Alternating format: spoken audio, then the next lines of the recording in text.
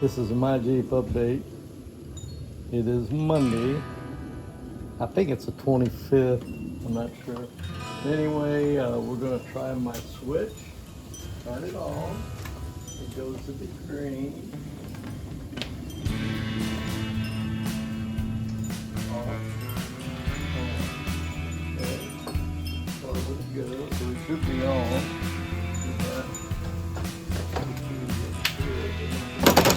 I put the old O2 sensors back in because I don't have my new ones yet.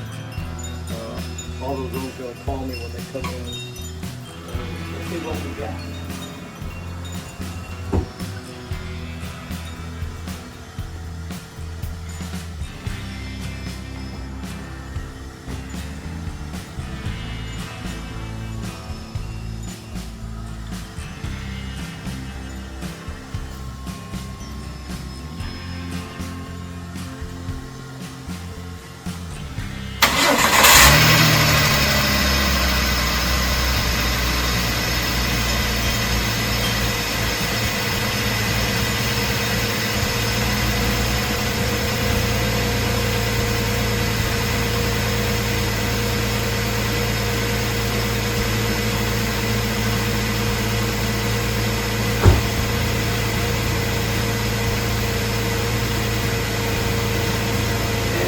Saw it started right up.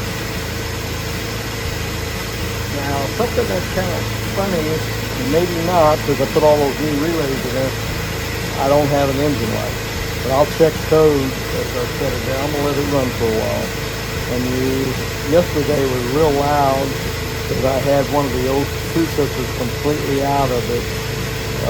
One of the downstream and exhaust, you got an opening there and it was loud. So I'll put those back in. And I'm gonna let it run for a while and we'll see what. Now, I don't know what the problem is with the dash lights. I may have something off somewhere that I'll have to check.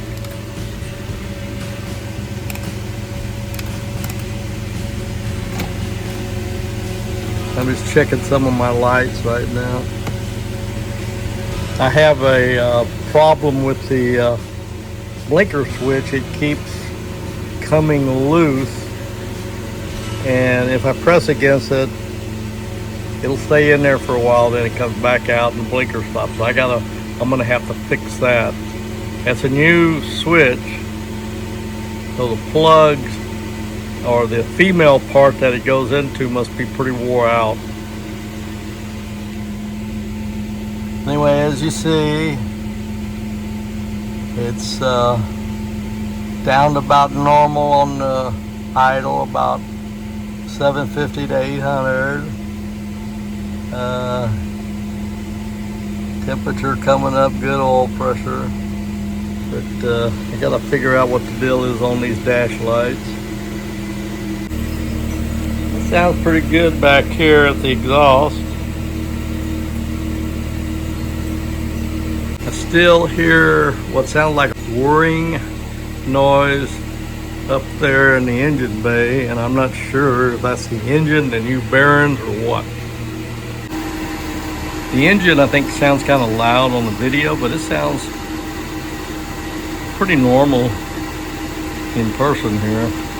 Not much different than it did before. There's some noise no longer there, but there's some new sounds, like that whirring noise. I don't remember it. That could be a pulley, could be the new bearings, not worn in yet.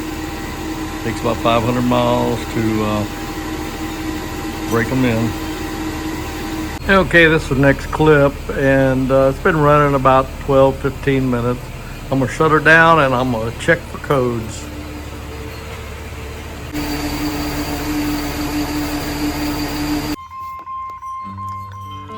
Checking for codes.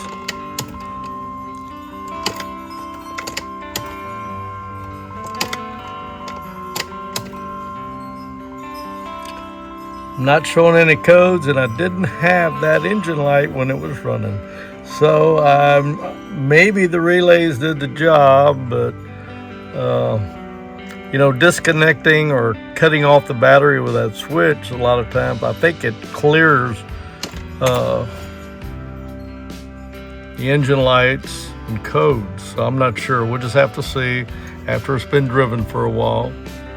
So I've got to get back on that front end and finish it up.